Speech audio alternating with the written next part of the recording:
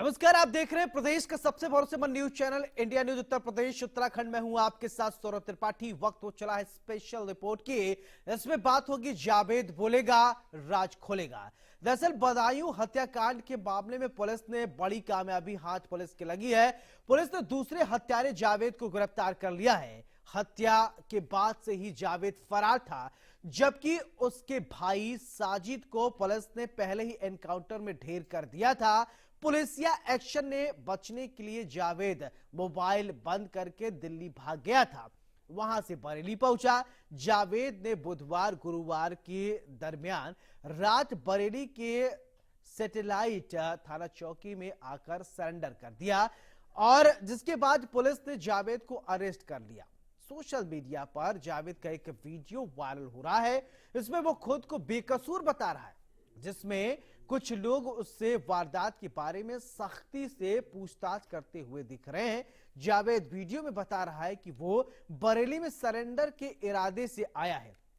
बहरहाल बदायूं का जल्लाद अब पुलिस की गिरफ्त में है। जावेद अब हत्याकांड के सारे राज पुलिस के सामने उगलेगा। इसी मुद्दे पर करेंगे चर्चा, लेकिन उससे पहले देखिए रिपोर्ट।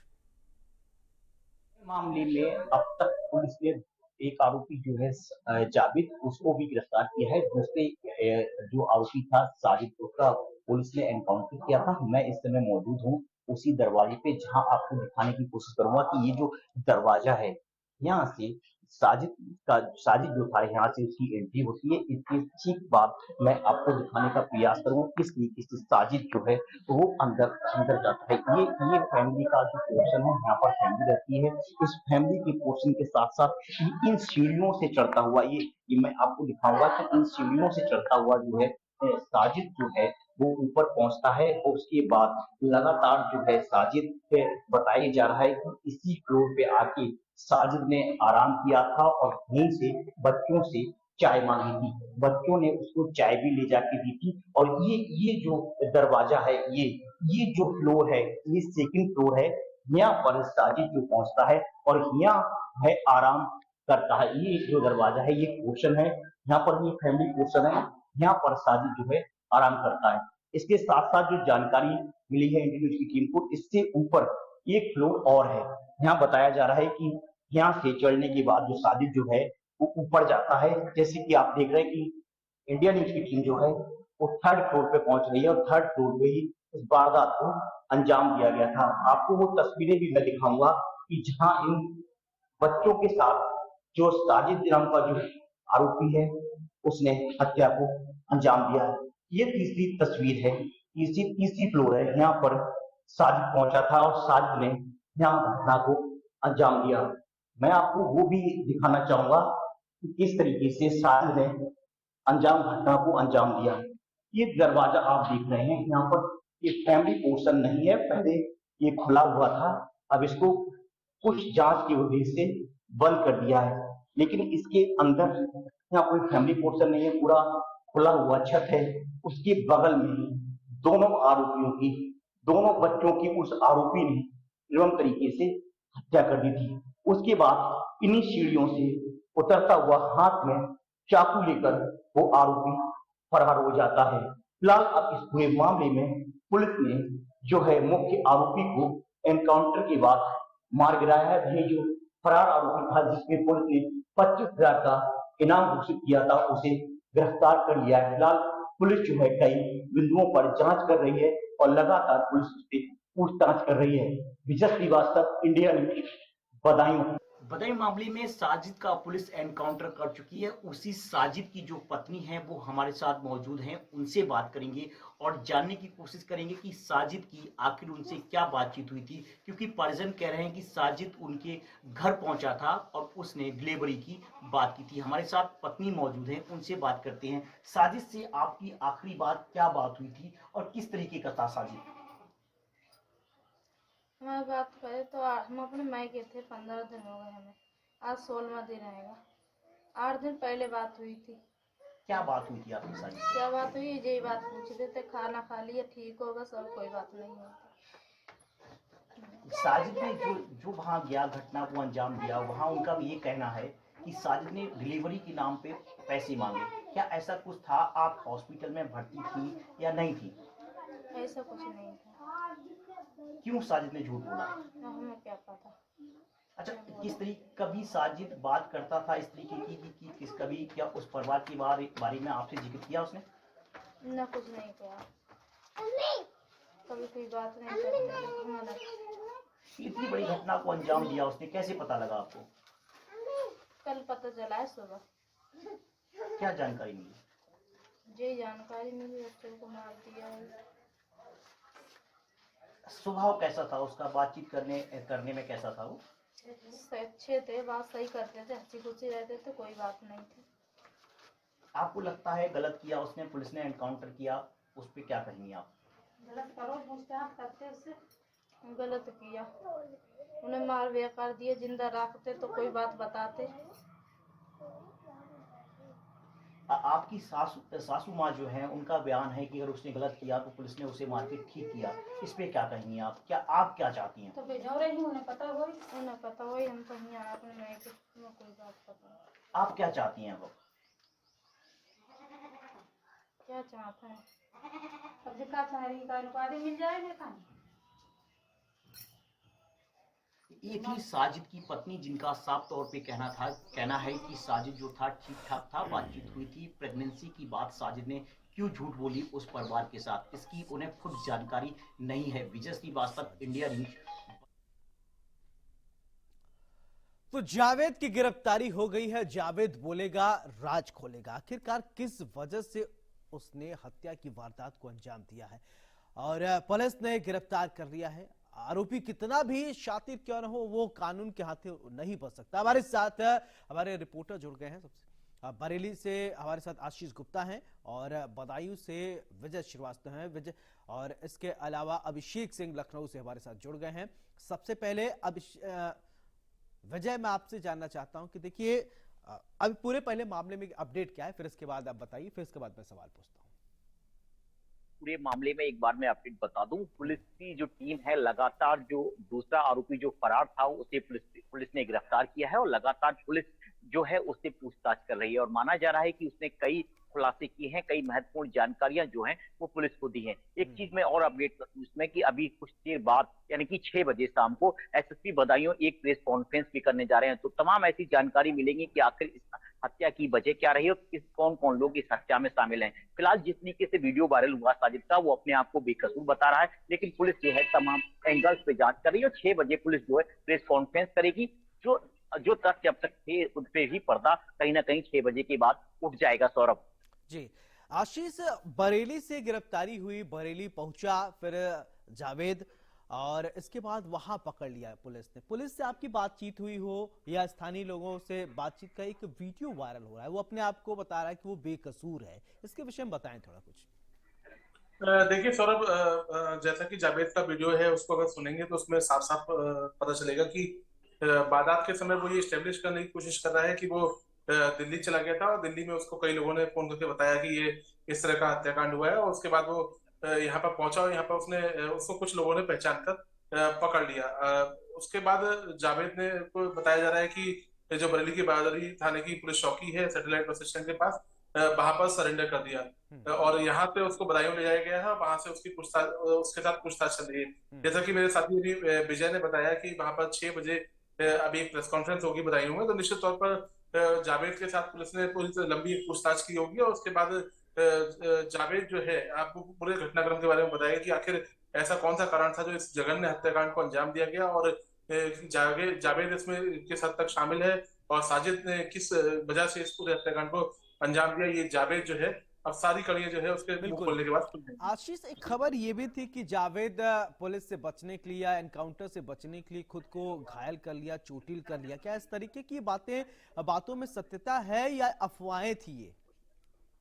देखिए, इस तरह की बातें अफवाह थी, लेकिन एक बात बिल्कुल तय है कि उत्तर प्रदेश में जिस तरह से जीरो टॉलरेंस की नीति चल रही है उसको लेकर अपराधियों में जो खौफ है वो साफ देखा जा रहा है। इस घटना के 3 से 4 घंटे के भीतर पहले आरोपी को पुलिस ने मुठभेड़ में मार गिराया और अब 36 घंटे के भीतर जो दूसरा अपराधी है उसने जो है वो सरेंडर कर दिया और पुलिस के हत्थे चढ़ गया। तो निश्चित तौर पर जो कानून का खौफ होना चाहिए वो कहीं ना कहीं अपराधियों में दिखाई दे रहा है। लेकिन अब जावेद ने अपने आप को घायल किया या फिर जावेद यहाँ से भागा था या केवल बरेली आकर ही छुप गया था, निश्चित तौर पर 6 बजे जो प्रेस कॉन्फ्रेंस होने वाली है उसमें कई बड़े चौंकाने वाले खुलासे सामने आएंगे। बिल्कुल अभिषेक, देखिए लॉ एंड ऑर्डर को लेकर इस पूरे प्रकरण में सवाल खड़े हो रहे थे, लेकिन 24 घंटे के अंदर एक एनकाउंटर, फिर इसके बाद 36 घंटे के अंदर दूसरा आरोपी जो है वो गिरफ्तार हो गया। यानी लॉ एंड ऑर्डर पर जो लोग सवाल उठाते हैं उनको तो ये समझ में आ गया हो गया कि त्वरित कार्रवाई होती है। एक उसको लेकर थोड़ा अपडेट करें आप। बिल्कुल, योगी सरकार में जिस तरह कानून व्यवस्था को लेकर खास तौर पर तरजीह दी गई, और चाहे पिछला कार्यकाल हो या इस बार की बात करें, तो जीरो टॉलरेंस की नीति के तहत जहां भी इस तरह का जघन्य अपराध यानी कहा जाए बर्बरता या हैवानियत दिखाने की कोई कोशिश भी कर रहा है, और यहाँ पर तो 2 मासूम बच्चों की जान ली गई। मॉडस ऑफ ऑपरेंडी क्या है उसको लेकर पुलिस जांच कर रही है। जावेद गिरफ्त में आ गया, वो बहुत कुछ बताएगा, लेकिन इस बात में कोई दो राय नहीं, इस बात को कहने में कोई दो टूक बात नहीं होगी कि योगी सरकार की तरफ से जहां वक्त था चुनाव का, जहां वक्त था लॉ एंड ऑर्डर सिचुएशंस को चुनाव के हिसाब से मॉड्यूल करने का, मॉड्यूलेट करने का, प्लानिंग करने का, उस दौरान जब ये घटना होती है तब सरकार की तरफ से भी सीधे तौर पर यह कार्रवाई की गई कि न सिर्फ 24 घंटे के भीतर एक आरोपी को न सिर्फ मार गिराया गया जो मुख्य आरोपी था जिसने इस पूरे हैवानियत को अंजाम दिया, न सिर्फ उसे मार गिराया गया बल्कि 48 घंटे के भीतर दूसरा आरोपी जावेद भी पुलिस की गिरफ्त में है।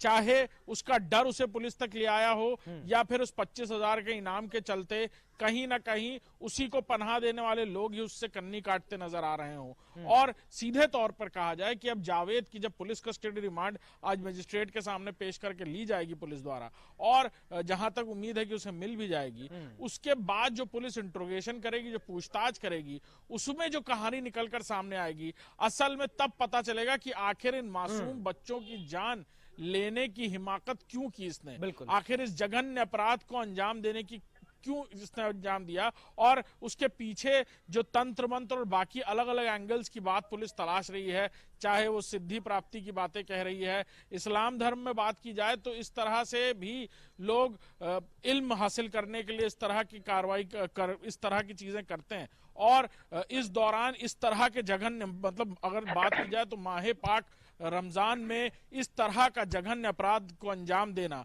यह अपने आप में इस्लाम के भी खिलाफ होगा, और शायद यही वजह है कि लोगों के अंदर भी पूरे बदायूं में इस तरह का रोष देखने को मिला इस पूरी घटना के बाद।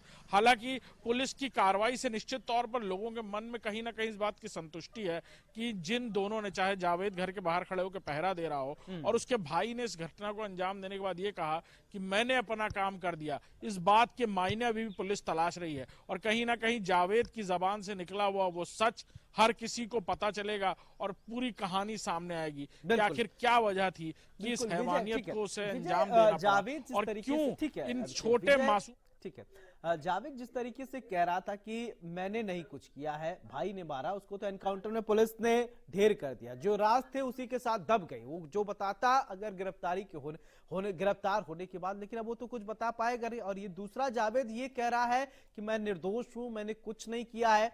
तो इस जो है परिप्रेक्ष्य में पुलिस के सामने भी तो चैलेंज होगा, पुलिस कैसे ये प्रूव कर पाएगी कि वास्तव में ऐसा हुआ या ये नहीं था, क्योंकि वो भी अपनी बात रख रहा है। और अभी आप उसकी माँ को मैं सुन रहा था, बच्चों की माँ को, उन्होंने कहा कि नहीं, हमें पहले उन्होंने चाय पिलाई, फिर बच्चों 5,000 रुपए उधार भी मांगा, फिर ऊपर लेकर जाता है, फिर इस तरीके से अभी वारदात को अंजाम दिया जाए। गुत्थी जो है वो थोड़ी उलझी सी नजर आ रही है। वहां बदायूं की अगर बात करें, वहां के जनमानस में क्या बातचीत हो रही है या फिर पुलिस क्या कुछ कह रही है?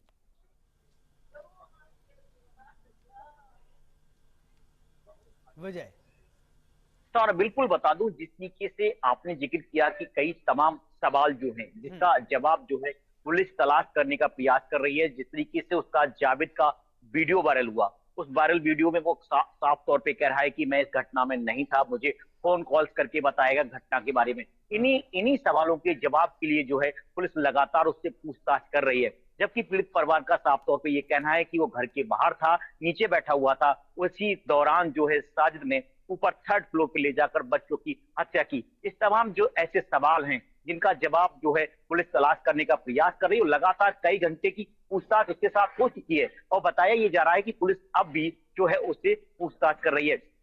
एक चीज मैं यहाँ पर और थोड़ा जोड़ दूं आपको, जिस तरीके से उसका सोशल मीडिया पे वीडियो वायरल हुआ, उसके साफ तौर पे वो ये कह रहा है कि मैं दिल्ली चला गया था, उसके बाद मैं बरेली आया, बरेली में सरेंडर करना चाहता था। तो कहीं ना कहीं तमाम सवाल ऐसे हैं कि वो दिल्ली क्यों गया, आखिर उसे अगर किसी बात का डर नहीं था तो वो दिल्ली भागकर क्यों गया, और जब दिल्ली वो पहुंच गया था उसके बाद बरेली वो क्यों आया, क्यों बदायूं से बरेली की दूरी मात्र 40 किलोमीटर की है। तो कहीं ना कहीं तमाम ऐसे सवाल हैं जिनका जवाब तलाशने का प्रयास कर रही है पुलिस, और माना यह जा रहा है कि 6 बजे के बाद जो प्रेस कॉन्फ्रेंस उसमें कई बड़े खुलासे जो है जावेद द्वारा किए जा सकते हैं। सौरभ, बिल्कुल आशीष, देखिए आम जनमानस की अगर बात किया जाए तो तुरंत कहेंगे कि त्वरित कार्रवाई हो जाए, ये हो जाए, जैसा कि आप देखते हैं, हम लोग भी सुनते रहते हैं शब्दावली। लेकिन कानून जो है वो एक जुडिशरी सिस्टम से ही काम होता है कि भावनाओं से कानून तो चलता नहीं है। अब लोग जैसे करें कि जो हश्र इसके भाई को हुआ इसी का भी होना चाहिए, लेकिन अभी जब गिरफ्तारी के बाद आपकी पुलिस से जब बातचीत हुई होगी, पुलिस ने क्या कुछ साझा किया, क्या एक्टिविटी, क्या मूवमेंट पुलिस को लगा? देखिए सौरभ, इस पूरे मामले में चूंकि ये मामला इतना जघन्य हत्याकांड था, 2 मासूम बच्चों की गला रेत कर हत्या की गई थी और मामला बहुत मीडिया में सुर्खियां बटोर रहा था, लिहाजा इस पूरे मामले में न केवल बदायूं पुलिस की टीमें लगी हुई थी, बरेली पुलिस की टीमें लगी थी, बल्कि पूरे बरेली मंडल को और जोन की पुलिस को अलर्ट मोड पर एडीजी ने कर दिया था। और इसी वजह से जावेद जो है वो पहले लोगों के हत्थे चढ़ पाया और उसके बाद पुलिस ने उसको गिरफ्तार कर लिया। इस पूरे मामले में पुलिस अभी जल्दी में कुछ भी कहने से बच रही है। पहले वो जावेद से पूरी तरह से पूछताछ करना चाहती है कि आखिर वो अपने भाई साजिद के साथ में इस हत्याकांड में शामिल था या नहीं था। अगर नहीं शामिल था तब भी उसको और क्या क्या पता था, उससे वो परिवार के साथ अच्छे रिश्ते थे, उसमें आखिर ऐसा क्या हुआ कि कम से साजिद ने जाकर दोनों बच्चों को मौत के घाट उतार दिया। लिहाजा सभी बिंदुओं पर पुलिस पहले प्रारंभिक जांच पड़ताल कर रही है और जैसा कि आपने कहा कि हर मामले को जो है जुडिशरी के पॉइंट ऑफ व्यू से भी देखना चाहिए। लिहाजा पुलिस जल्दबाजी में अभी कुछ खुलासा नहीं करना चाहती कि जिससे आगे जांच में उनको किसी तरह की दिक्कत हो, क्योंकि आमतौर पर मुठभेड़ के बाद मजिस्ट्रेट जांच भी होती है और ये सभी पहलुओं को ध्यान में रखा जाता है कि कहीं किसी मानवाधिकार का उल्लंघन तो नहीं हुआ है। लिहाजा इस सभी को ध्यान में रखते हुए पुलिस इसके सभी बिंदुओं से जांच करके ही खुलासा करेगी। बिल्कुल। अभिषेक, एक सवाल मैं आपसे इसका जवाब चाहता हूं। देखिए कि अभी बहुत सारे ऐसे मामले होते हैं, त्वरित कार्रवाई हो जाती है और आरोपी के साथ कई सारे राज दफन हो जाते हैं, और ये भी जनता की बात करें तो ठीक है, सब भावनाओं में इतने होते हैं, उनको लगता है कि नहीं त्वरित कार्रवाई हो जानी चाहिए, और ये ट्रेंड बढ़ गया कि फैसला ऑन द स्पॉट जनता चाहती है। मैं ये नहीं कहता हूं कि आरोपी जो है उसको सजा नहीं देना चाहिए, सजा देना चाहिए, जुडिशियल सिस्टम। लेकिन वही अगर न्यायिक प्रक्रिया की अगर बात किया जाए, हमारे यहाँ न्यायिक प्रक्रिया लंबी प्रोसेस चलती है और जिसको देखते हुए लोग कहते हैं कि तुरंत जो है कार्रवाई हो। क्या माना जाए कि फास्ट ट्रैक कोर्ट के माध्यम से भी इस पर जल्दी से जल्दी कार्रवाई हो? इसको लेकर थोड़ा समझाएं।